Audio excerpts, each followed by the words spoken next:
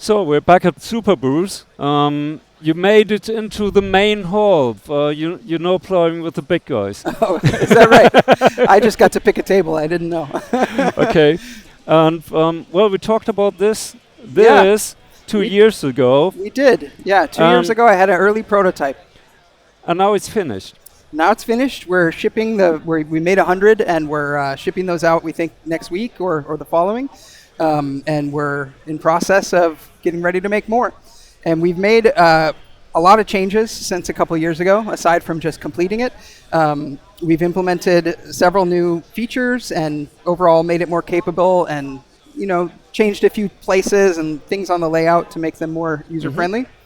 But the main idea is, it also had a different name 2 years ago. So the name is the Odd-1 Microsonic Lab. Our company is named Oddment. And we will also have a plug-in version that will be the Odd-1 V. Okay. I was already wondering, are there going to be Odd-2 and 3? Yes, if we can sustain as a company, that is our intention. So yes, we're going to try to get to Odd-2 and Odd-3, but the first step is a software version of this and then maybe some smaller plugins that are not very hard to release. But that, I think, will be ready next month. And some of the key things we've added since the last time are the fact that you have 4 samples now per layer. So in the last time, we did have this concept of layers, which are over here. It's a little bit like having 2 units in one. You can just control one at a time. So it can, in some sense, you can think of it as bitimbral, but each layer itself can have multiple samples. So I tend to think of them as 2 use cases. I will sometimes put one in a live effect mode and the other as a synth, or one playing loops. So, so within each layer, we have samples to choose from, and each one of these acts as a radio button. So I'm on sample 1, and if I wanted to choose sample 2, I'd go here. So we can see I have a cello and a trumpet. You got these stored onto an SD card for now, but there's also an audio input. There is an audio input, and it's all a local flash drive. So it actually doesn't accept an SD card. There's 4 gigabytes of onboard storage for user samples. And then we have a 2 gigabyte library of custom samples that were made for this device. And audio input? And the audio input, we have 3.5 millimeter input stereo. There's also a microphone input over the headphone. And we have USB in and out here. And so does it work as a USB interface and accept audio over USB? It does accept audio over USB. So right now, yes, it would. I don't have it very conveniently set up as an interface, but it would take the input and it would send that out over USB. So the first thing I noticed is a new user interface. So it looks a lot prettier. Yes, this has been more just a matter of time. When I saw you 2 years ago, that was very early. I am an audio algorithm developer by trade, and so all the audio stuff was in there, and then I was like, I have to present it to people. How do we do that? So little by little, I started really, when you saw it last time, it was a really bare bones, just functional. I just needed to touch the buttons and see some plots. I've obviously had a lot of time to iterate and think about just the overall experience. There's quite a lot of depth, and we put a lot of thought into making that depth easily available within a touch or two, but trying not to have it in the way of new users. So I just mentioned this aux button. So that was something quite different on the last version, was the grains, for instance, have a lot of extra parameters. And so can you maybe just showcase the 4 or 5 most important functions, like the granular or whatever else things it does? I've seen all your shows, and it does a lot more than I expected. Okay, so here I'm just let me pick a better note. So one cool thing is I was just playing notes on the keyboard, and if I hit that, it's just going to be sustaining those notes, which is a great way to start to hear some of the other effects. So one of the things that I think is really unique is the way that we've thought about grain density is not typical. So you won't see a density knob. I have a spacing knob, and this is controlling the space between the grains. And if we go all the way down to the left side, and I slow this down, actually turn. So all the playheads are independently controllable. So I'm just bringing up playhead 1. So what I'm seeing up there, the 2 this blue one bars, is these are the cello. play. Okay, where are my playheads? So right now it's just this tiny little blue strip, and I'm just showing you, in this case, the spacing is getting us closer to a wavetable sound. I have some, there you go. And this is actually coming from that cello sample, and just if I change the speed, and then make the grains a bit bigger, that's the cello. We'll come back around. Okay, so what we're seeing down here, this is the cello audio. Yep, so we're seeing the latest grain played here. We're seeing which grains we're grabbing there. Okay. And then if I go to the playhead, you're going to kind of see it scroll across. And so yeah, I was just showing that if we can get basically like a wavetable synthesizer with setting the right parameters. And then you can change the timbre by, sort of moving to a different spot in the sample. And then, the playheads are easier to see if they're a little bigger or the sound is shorter. So down here on samples, we can control what region of the sample we're working with. We wanted to grab just a part of it. This might be more relevant on the second sample because it has 3 notes in it. So I'm going to turn this one down. So this is playing through that trumpet. That's a trumpet. It's a trumpet. I played 2 notes, so it's a trumpet being pitched up and harmonizing with itself. That's all you could do with a trumpet. So I've just stopped it there. So for instance, if you just wanted to work with the first note, you could basically zoom in and just be there, and if you wanted to crop it, you can go ahead and do that.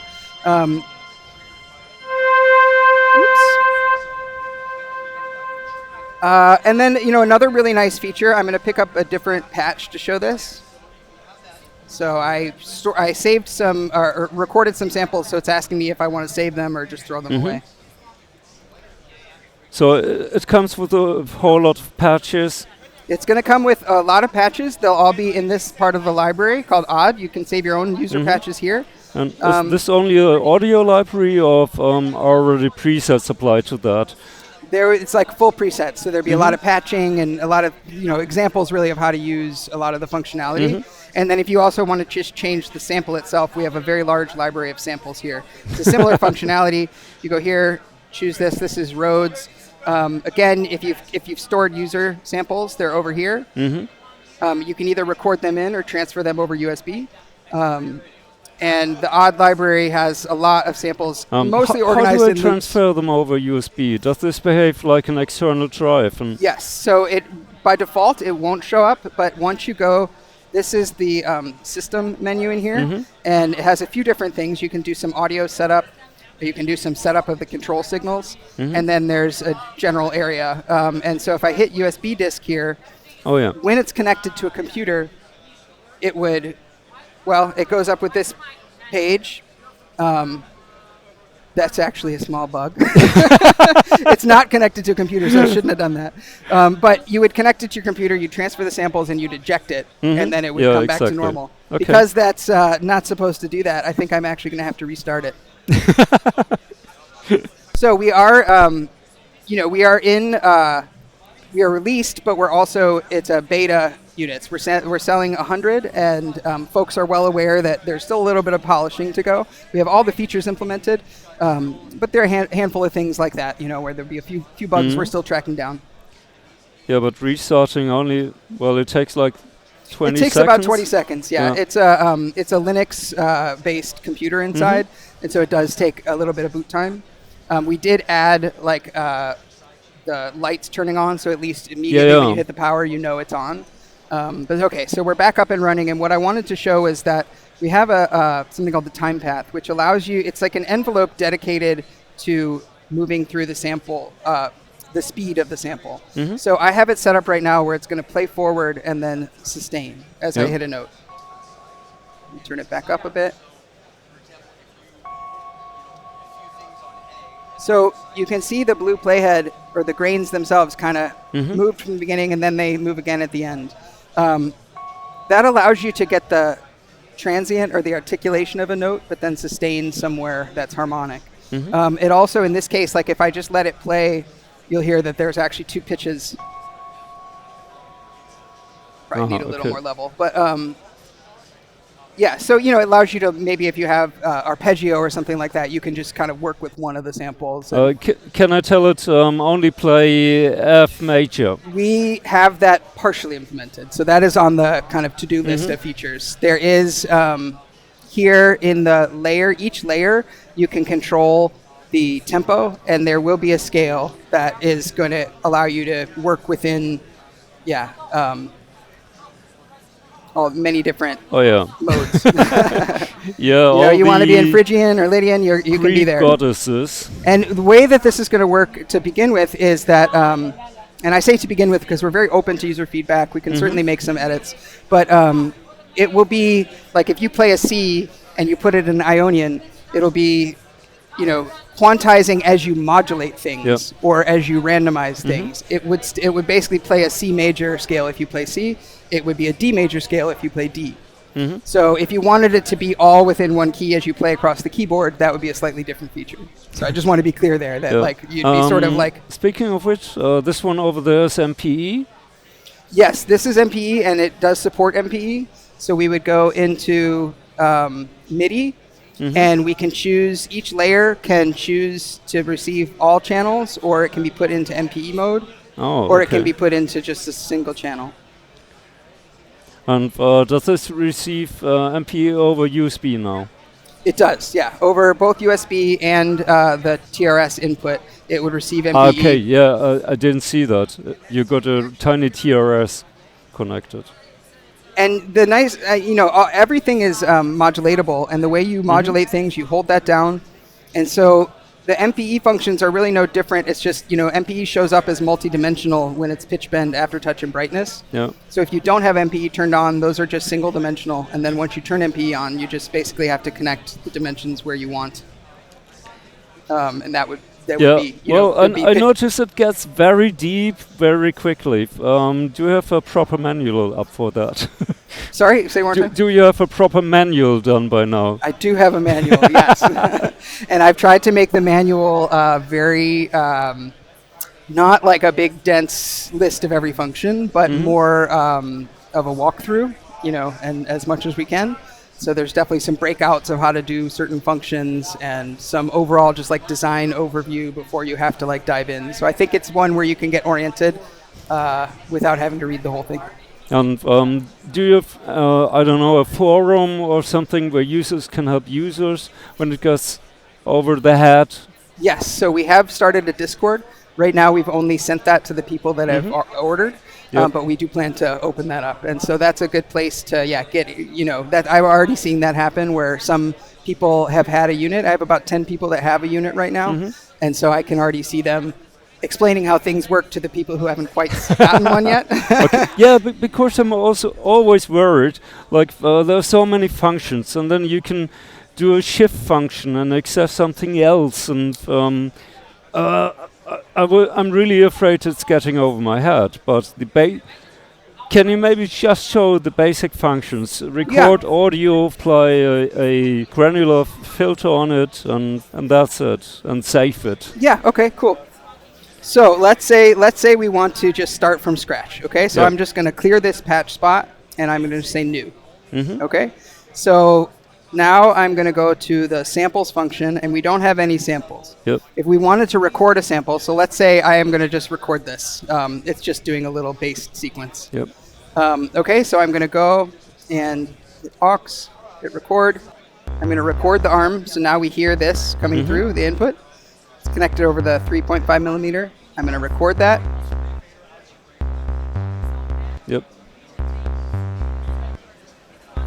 Okay, I'm going to turn off the record arm, get out of that panel. And then I can choose kind of the pieces I want to use. Let's say I just want to do that. And then now, we don't have much level, but we can turn that up. We're going to add a normalize. I don't have that yet. Right, so so now you can instantly play it over there with the keyboard. You can also play it actually while it's recording if you want to. It doesn't stop you. Okay. Right, so this is the first thing we can do, right? It was just one pitch, and now I'm harmonizing it. And how many voices does it support? 4? 8. 8. 8 voices. Yeah, so I thought because it only got like 4 layers. So I've just sustained 2 notes, so it's playing that, right? If I want to add another playhead, I can do so. Yes. So now they're both on the same pitches, but it's a little thicker sounding, and I could maybe like put those in slightly different places.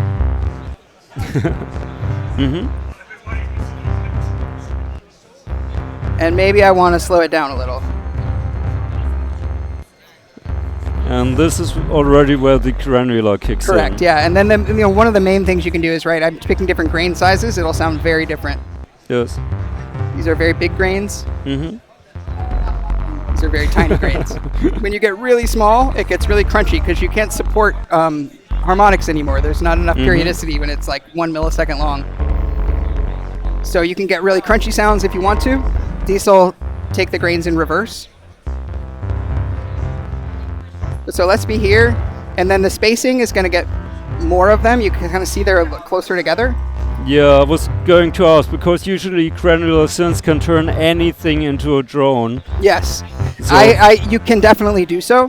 Yep. I would say my focal point has been more so of like how to scrub back and forth through a sample and do modulation. But you definitely can get lots and lots of grains if you turn the spacing low. I won't get into it here, but there's actually a really nice way to do a wavetable.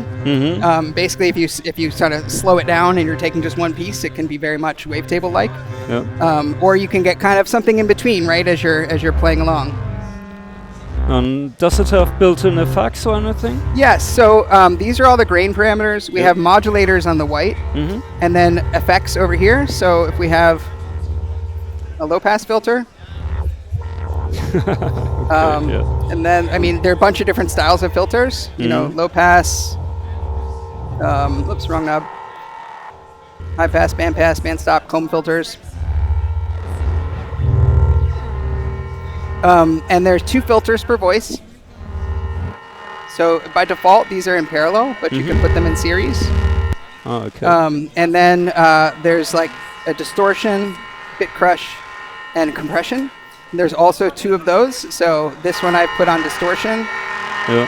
And then, or maybe let's do bit it's crush. a reverb and delay. Yes, and then there's delay up here. Yeah, I'm hearing that already. Yep. All right, very bit crushy. Are there different kinds of delays? There are 2 delays, and they can be either in stereo or ping pong. And then you can also put them in series or parallel. So you can actually, when you put them in parallel, it's like having 2 delay taps that you can play with. But then when you put them in series, you then kind of like are injecting one into the other, and it can get much more complex. Yeah. And let me show you one more thing. Let's say we want to modulate something crazy like the delay time.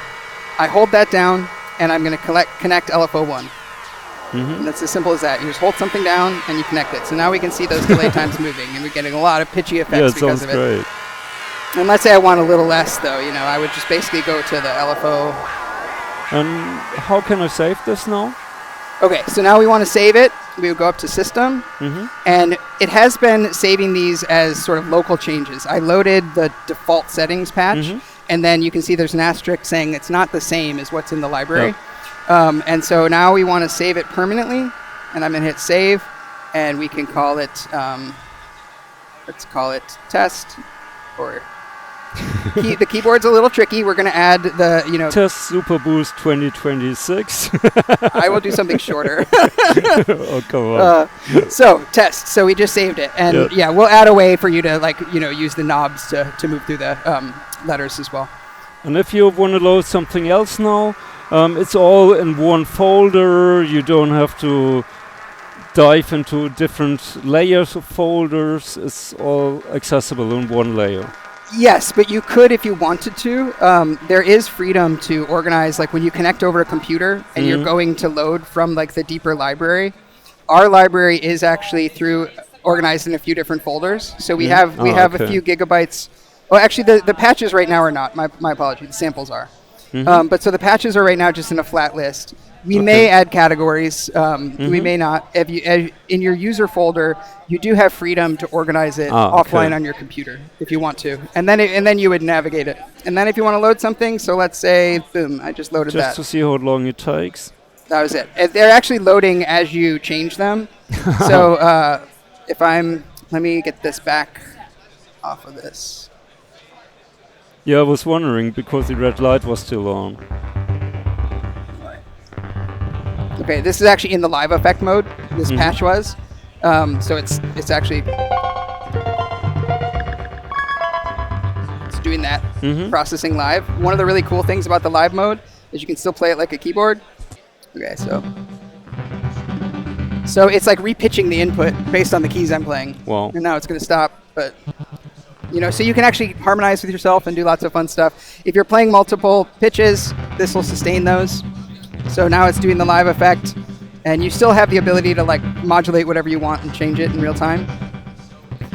Is this in real time or with a slight delay? There's about 5 to 6 milliseconds of delay. The delay is primarily coming from a little bit of buffering on the input and output. Yeah. So, but I find it to be playable with guitar and things like that. So I don't find it to be a problem in terms of too much delay. So yeah, I often will set up one layer on like this live effect mode and the second layer playing some backing track or something like that. Okay, well, that was a really nice overview. Some of them are available right now at Perfect Circuit. Yes, there are some available through Perfect Circuit. Those are from our first 100. We called it the beta batch. But yeah, there may still be some available through Perfect Circuit. You can also pre-order from the next batch on our website, and you're starting to see that pop up at some stores like Perfect Circuit, Juno, and I think there'll be others soon. And these usually go for how much now? They're selling for $9.99 retail. That would be without taxes. But with freedom currency of how much is it in real money?